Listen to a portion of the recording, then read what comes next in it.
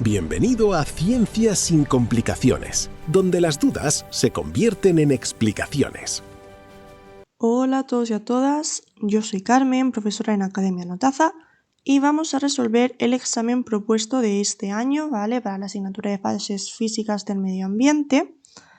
Vamos a resolverlo, nada nuevo, como vamos a ver. Hemos trabajado todo en clase y además en los problemas se han portado bien. Lo tengo aquí resaltado. El primer problema se corresponde con el primer bloque, concretamente con el tema de cinemática. Así que supongo que estos son ya 3 puntos que nos podemos echar directos al bolsillo. Además, en el segundo problema, este ya es más larguillo, tenemos todos los datos necesarios, nos los proporciona el enunciado, ¿vale? Tenemos aquí.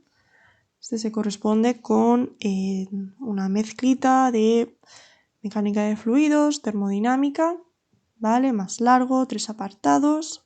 Vamos a hablar al principio de Arquímedes, calcular distintas magnitudes. Bien.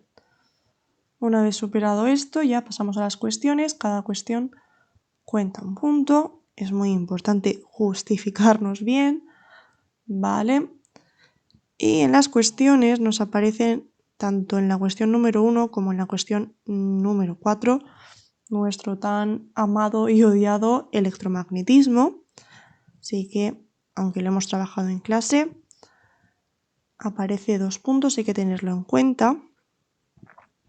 ¿Vale? La cuestión 2 se trata de ondas, estamos en el bloque de ondas, y para la tercera cuestión nos preguntan un poquito más sobre mecánica de fluidos. El examen recoge todo el temario, por eso es conveniente llegar al examen con todo el temario cubierto lo mejor posible, ¿vale? No se suelen saltar bloques, viene todo muy bien recogido, pero bueno, en este caso se han portado bastante bien poniendo estos 3 puntos de cinemática. De todas formas, lo que os decía, todo se ha cubierto en clase, lo hemos visto, no vamos a ver nada nuevo ahora. Así que comenzamos. Yo me voy a encargar de resolver el problema número 1, ¿vale? Del bloque de mecánica y la cuestión número 2 del bloque de ondas. Ya Alex continuará el resto del examen.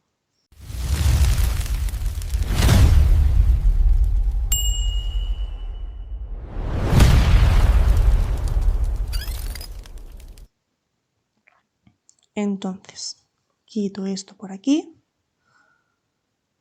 y comenzamos a leer la estrategia, la de siempre. Leemos el enunciado, tratamos de extraer toda la información posible de este enunciado y comenzamos a resolverlo.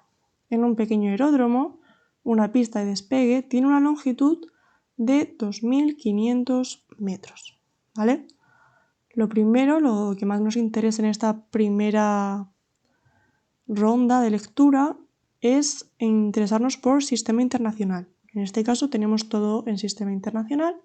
Continúo leyendo. Una avioneta de masa igual a 740 kilos, partiendo del reposo. Esto también va a ser interesante a la hora de plantear las ecuaciones, por supuesto. Y directamente ya puedo escribir, a ver, una velocidad inicial igual a 0 metros por segundo. Trabajamos en sistema internacional, por favor, que no se nos olvide. Inicia el despegue desde un extremo de la pista con una aceleración constante igual a 3,5 metros por segundo al cuadrado. La avioneta puede suspenderse en el aire al alcanzar una velocidad de 95 metros por segundo. Vale, hasta aquí todo perfecto, lo tenemos todo en sistema internacional. Vale, va a ser interesante que nos hagamos este dibujito para plantearnos lo que nos están diciendo. En este tipo de ejercicio, aunque no sea imprescindible, siempre lo veo y lo recomiendo y considero que es interesante. Vale, lo primero que vamos a hacer es definir cuál va a ser nuestro origen de coordenadas. Es el punto a partir del cual vamos a medir las distancias. ¿Vale? En este caso nos dicen que parte del reposo en el extremo opuesto, ¿vale? En este extremo, por ejemplo, de la pista, toda esta longitud es lo que mide la pista. Tenemos aquí 2500 metros. Y esto de aquí va a ser nuestro cero. Entonces, definimos nuestro origen de coordenadas. Esto es importante que lo dejemos por escrito para evitar confusiones a la hora de plantear las ecuaciones. Vale, entonces, dicho esto, parte del reposo, es decir, 0 metros por segundo, parte del reposo. Bien, vamos a tener dos opciones a la hora de resolver este ejercicio. Yo voy a mostrar las dos y ya luego decidimos. Para el primer apartado, cuando nos preguntan ¿qué distancia recorre la avioneta hasta alcanzar la velocidad v sub 0? Tenemos, como siempre, varias formas de resolver el ejercicio. Una más corta, más directa, otra con un poquito más de trabajo. Entonces, si recordamos la expresión, ¿vale? Estamos estudiando.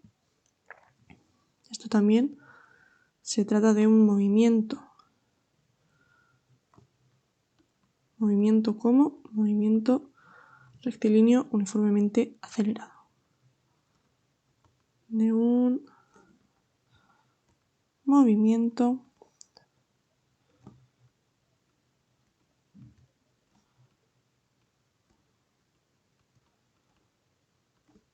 además muy sencillito el problema, uniformemente acelerado. Además nos dan la pista de aceleración constante. Bien, por lo que os decía, si recordamos la ecuación independiente del tiempo para estos casos, tenemos que podemos directamente despejar la variable que nos pide el primer apartado. ¿Vale? Os he dejado las dos formas de escribirlo. La distancia que nos están pidiendo, esta d, sería simplemente despejar. Tenemos velocidad final, que debe ser la de 95 metros por segundo, velocidad inicial, partimos del reposo, aceleración también nos la dan, ¿vale? Entonces podríamos resolver ese apartado en una línea, son un minuto entre redactarlo y demás, muy sencillo. Otra opción, si no nos acordamos de esa fórmula, pero nos acordamos de estas, quién sabe, a veces con los nervios se nos olvidan, ¿vale? Podemos sacarlo a partir de estas de aquí, son las fórmulas básicas, digamos. Entonces es un proceso un poco más largo, realmente nos van a conducir al mismo resultado, lo podéis comprobar. Yo voy a optar por esta segunda forma para resolver el primer apartado. Tenemos una opción 1 y una opción 2. Igual de válidas, no nos van a poner pegas, simplemente hay que justificar y redactar bien. Es muy importante en este tipo de ejercicios saber redactarlos también, además de resolverlos. ¿Vale? Entonces, en primer lugar, buscamos el tiempo que tarda en adquirir esta velocidad de 95 metros por segundo. ¿Por qué? Porque si nos fijamos, aquí conocemos velocidad final, conocemos velocidad inicial, conocemos aceleración. ¿Qué puedo despejar de aquí? Puedo despejar tiempo. En cambio aquí, que es la distancia que estamos buscando, si nos damos cuenta, conozco posición inicial, la hemos definido en el origen de coordenadas, posición inicial es igual a 0, si se encontrara aquí sería posición 2500, ¿vale? Porque hemos definido aquí el origen, medimos a partir de aquí. Hacia la derecha, positivo. Vale, entonces, partimos de una velocidad inicial 0, así que tampoco nos interesa esto, pero para poder despejar necesitamos el tiempo, que es una variable desconocida. Por eso, en primer lugar, utilizamos esta expresión de aquí. ¿vale? Entonces, D1, lo que voy a hacer es despejar, en primer lugar, siempre con letras, mucho cuidado, es igual al tiempo, luego, numéricamente, esto es 25 metros por segundo menos 0 metros por segundo, partimos del reposo, entre la aceleración constante que nos dice el enunciado. ¿Vale? Esto sustituimos en la calculadora y nos sale un tiempo de 27,1 segundos. Esto de aquí. Bien, ¿a dónde nos vamos con este resultado? A la segunda fórmula. Entonces, a continuación, vamos a sustituimos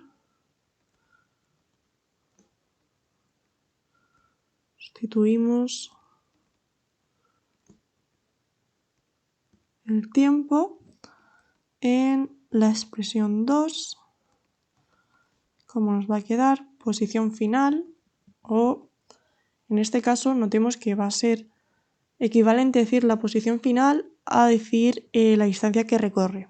¿Por qué? Porque la distancia realmente es posición final menos posición inicial, pero tenemos la suerte, la casualidad de que la posición inicial para este primer apartado es 0.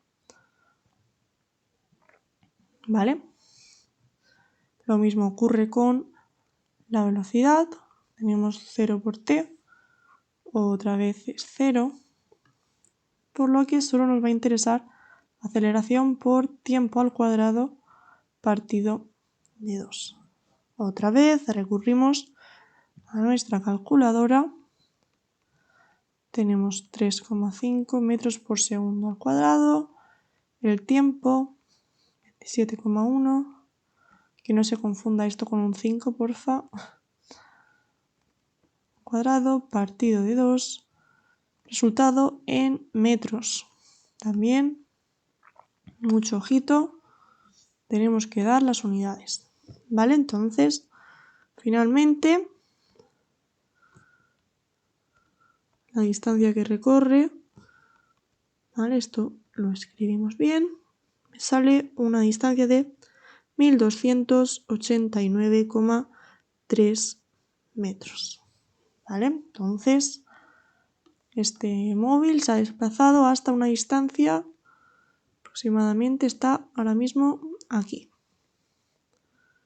Esta nueva posición es 1289,3. Voy a poner un prima para diferenciarlo y lleva una velocidad de 95 metros por segundo.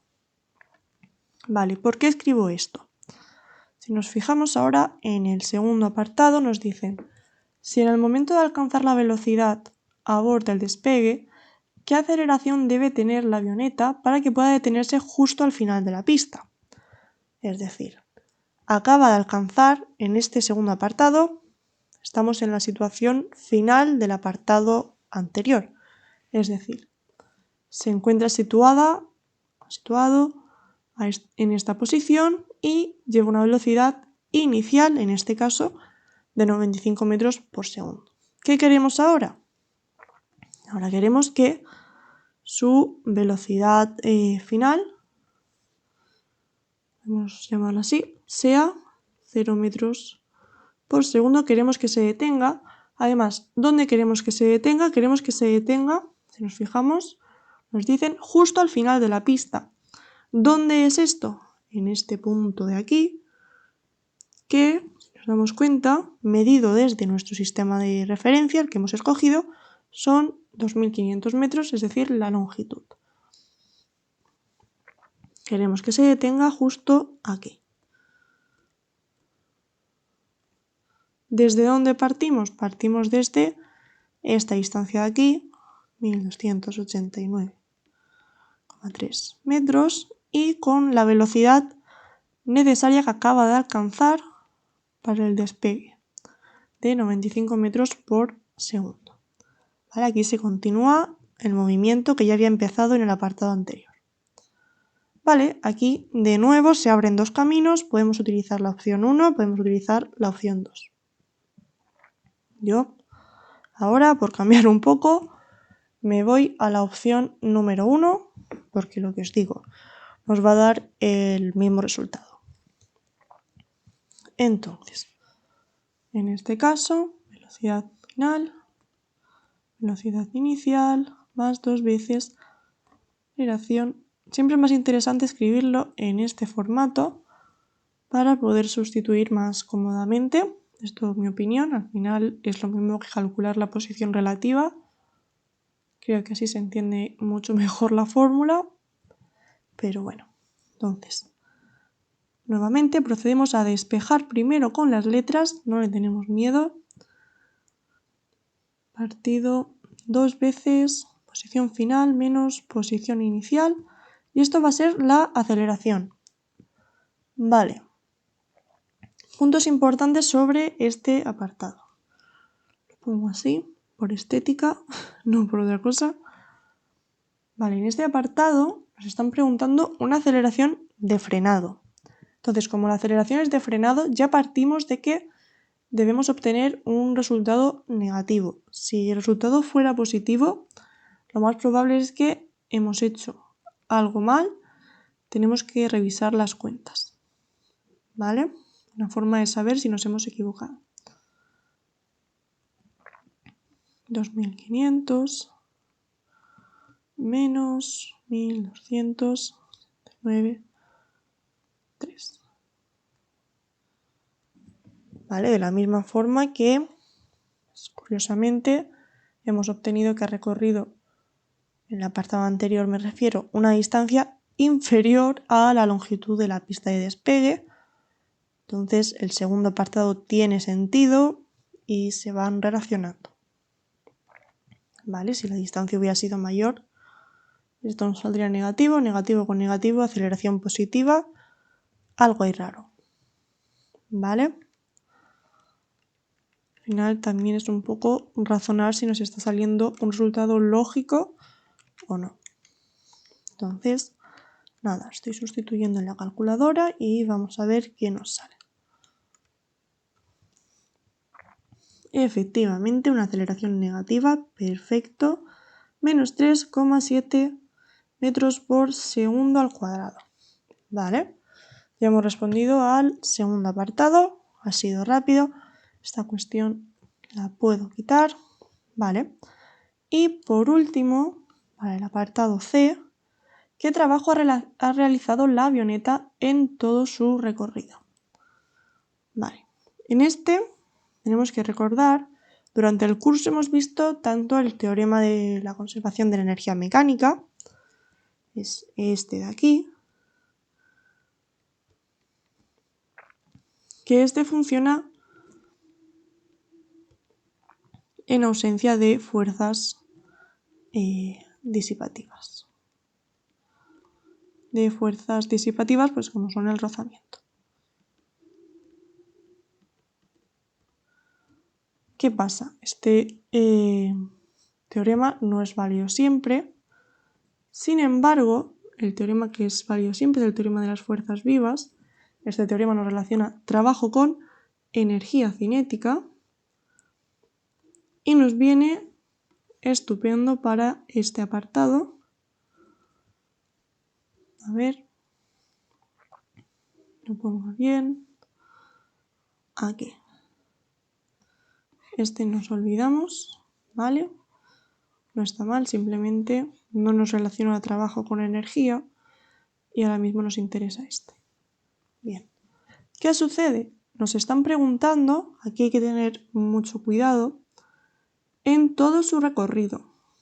No nos están preguntando por el movimiento que le hace pasar de una velocidad inicial 0 a una de 95 metros, ni pasar de 95 a 0 metros por segundo, sino que nos preguntan todo el recorrido.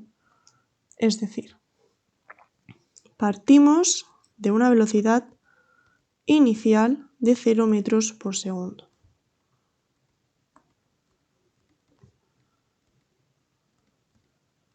Bien, y la avioneta acaba con una velocidad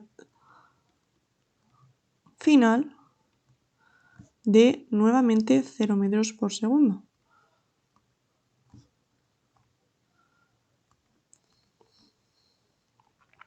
Esto es por lo que nos dicen en el apartado B de que queremos que se detenga justo al final de la pista. ¿Cómo definimos la energía cinética? Un medio de la masa por la velocidad al cuadrado. Si calculamos la diferencia, rápidamente vamos a ver que esto va a ser 0. Velocidad menos un medio de la masa por velocidad inicial al cuadrado. Como ambas son 0, el trabajo va a ser 0. No nos olvidamos de unidades en sistema internacional. Y el teorema trabajo energía cinética, el teorema de las fuerzas vivas. ¿Vale? Y con esto ya tendríamos nuestros 3 puntos asegurados. ¿Vale? Ahora vamos a pasar a la cuestión número 2. Vamos a leerla bien. Vale. Nos dicen, consideremos dos ondas sonoras provenientes del mismo instrumento musical. La frecuencia de la onda 1, que es la más aguda, es el doble que la de la onda 2, que es la más grave. En música esto significa que están separadas por una octava. ¿Vale? Información adicional, la leemos. Vale, bueno.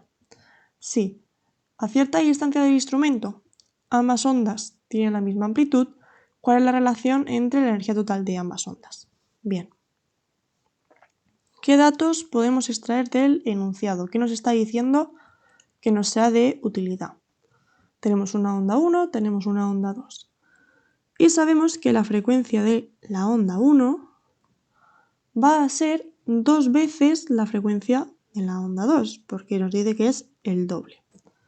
Bien, además nos dicen que cuando están a una misma distancia van a compartir amplitud. Esto es, amplitud de 1 es igual a amplitud de la onda 2, que podemos llamar A, para simplificar. Vale. Nos piden relacionar la energía. Aquí tenemos que tener mucho cuidado, las ondas sonoras no podemos relacionarlas con la misma expresión que hacíamos para el movimiento armónico simple, donde nos aparecía una masita, ¿vale? En este caso no hay masa, sino que tenemos que recurrir, en este caso sí que es cierto que es una expresión que no se ha usado tanto, ¿vale? Es una expresión bastante más concreta, pero de igual forma realmente nos interesamos por la proporcionalidad. En este caso es un medio, densidad, frecuencia al cuadrado, amplitud al cuadrado por volumen. Por tratarse de una onda sonora. Por eso hay que tener mucho cuidado con los datos que nos proporciona el enunciado. Muchas veces nos da lugar a confusión. De una onda sonora.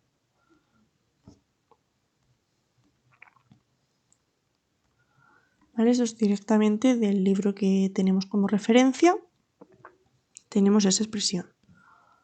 Además, sabemos que la frecuencia angular se puede relacionar con esta frecuencia, que notemos que yo suelo utilizar F, se puede escribir así también, va a significar lo mismo,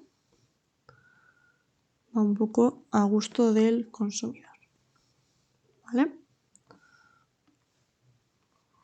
Esta expresión mucho ojo porque aquí sí que es cierto que han ido un poco a pillar. ¿Vale? Bien. Continuamos. Como tenemos la relación, simplemente la nueva expresión de la energía en función de la frecuencia nos va a quedar un medio, densidad, uy que me confundo, lo pongo, vale, no, lo pongo pasito a pasito, bien, y un volumen. Luego nos va a quedar medio, densidad, 4, pi cuadrado, frecuencia al cuadrado, amplitud al cuadrado, volumen. Esto lo puedo tachar. Nos damos cuenta, como si tuviera ya un 2. Esto lo dejo así y así no nos confundimos. Entonces, realmente lo que nos interesa, este color no es saber que la energía de una onda sonora va a ser proporcional a la frecuencia al cuadrado, si nos fijamos. ¿Por qué? Bien, en primer lugar, estamos dentro de un mismo instrumento, es decir, este parámetro de aquí va a ser el mismo tanto para la onda número 1 como para la onda número 2. La densidad va a ser la misma, no cambia, estamos con el mismo instrumento. Y además nos dicen que nos encontramos a una cierta distancia que va a ser la misma para ambas ondas, por lo que este volumen también va a ser el mismo. Entonces, nos damos cuenta cuando vamos a calcular lo que nos piden, que es la relación entre la energía de la onda número 1 y la energía, bueno, voy a escribirlo todo más desahogadamente, ¿vale? Entonces tenemos para la onda 1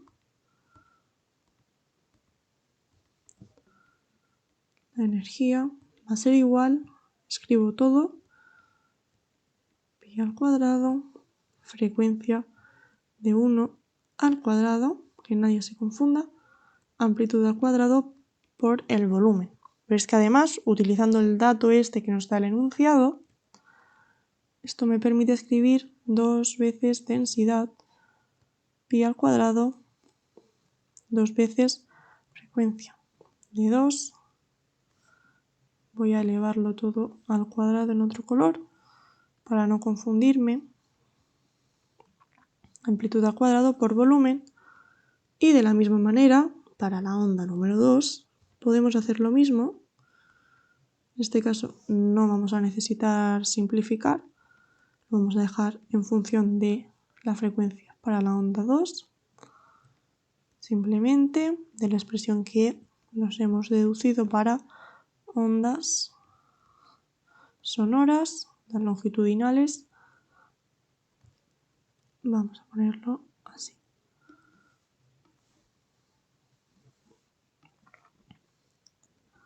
Y nos queda directamente esa expresión. Ahora sí, finalmente calculamos la relación que nos están pidiendo. Energía de la onda sonora 1 entre la energía de la onda sonora 2. Cogemos toda esta expresión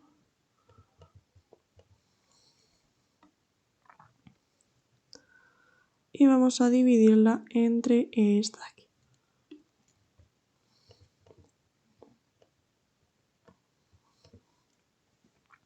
¿Vale? Entonces, del enunciado sabemos que la amplitud es la misma. Este 2 se va con este 2. La densidad va a ser la misma porque trabajamos en un mismo instrumento. ¿Vale? Mismo instrumento. Esto, lo que os digo, todo lo mejor justificado posible. El volumen también se nos va. Usamos una misma distancia, un mismo radio, por así decirlo.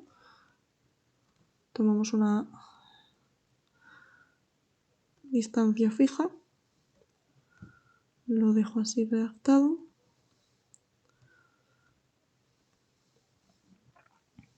¿Vale? Pi cuadrado se va con el pi cuadrado, sin más explicación. Las frecuencias al cuadrado y simplemente nos queda un 2 al cuadrado que es igual a 4. ¿Vale? Entonces, ¿cómo se interpreta este resultado de aquí?